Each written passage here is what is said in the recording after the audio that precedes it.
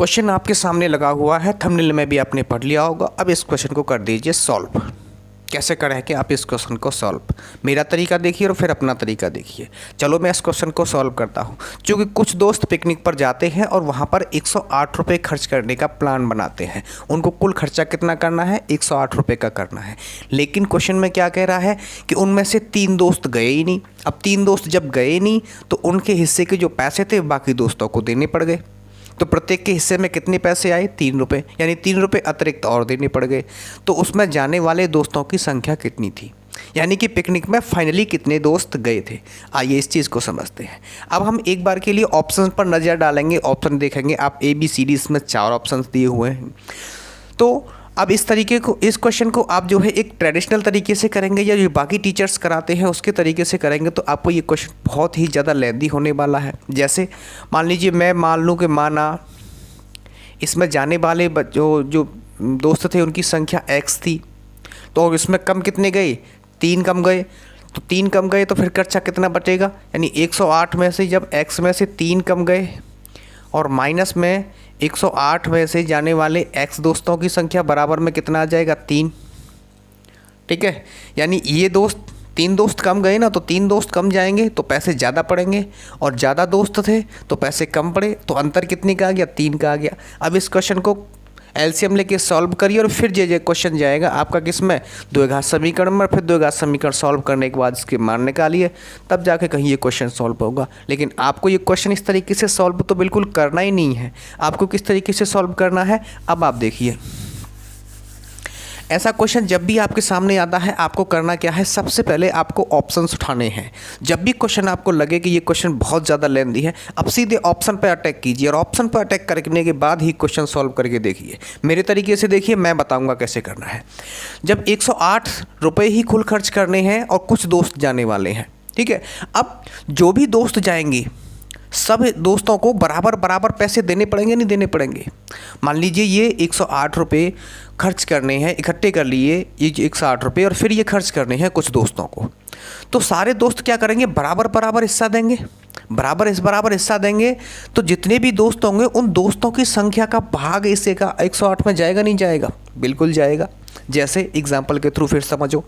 मान लीजिए कि अगर मैं कहूँ कि 4 दोस्त हैं और हर एक दोस्त मान लीजिए 2-2 रुपये देता है। इसने 2 रुपये दिए, इसने 2 रुपये दिए, इसने 2 रुपये दिए, इसने 2 रुपये। सभी दोस्त 2-2 रुपये दे रहे हैं, तो रुपये कितने इकट्ठे हो गए मेरे पास? 4 और 4 8 रुपये।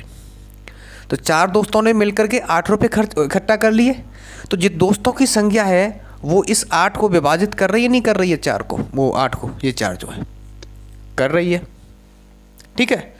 अब तो इसी तरीके से जो पहले जाने वाले दोस्तों की संख्या होगी वो क्या 108 को विभाजित करेगी, नहीं करेगी? तो बिल्कुल करेगी साहब। अच्छा ठीक है। दूसरा क्या है कि अगर मान लीजिए इसमें दोस्त कुछ हो जाए कम, इसमें दोस्त कुछ कम हो जाते हैं, ठीक है। जैसे कुछ फिर क्या करने पड़ेंगे? उनको एक्स्ट्रा पैसे देने पड़ेंगे। तो अब इसमें कुछ दोस्त कम हो जाएंगे लेकिन हमें पैसे इतने ही इकट्ठे करने हैं, तो क्या करेंगे? मान लीजिए एक आदमी नहीं जाता है,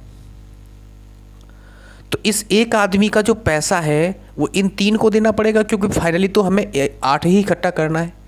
तो फिर जो नंबर होगा उसका भी इसमें भाग जाएगा। अब इसमें दोस्त कितने रह गए? 3 रह गए। तो प्रत्येक दोस्त के हिस्से में कितने पैसे आएंगे? उससे से विभाजित होगा।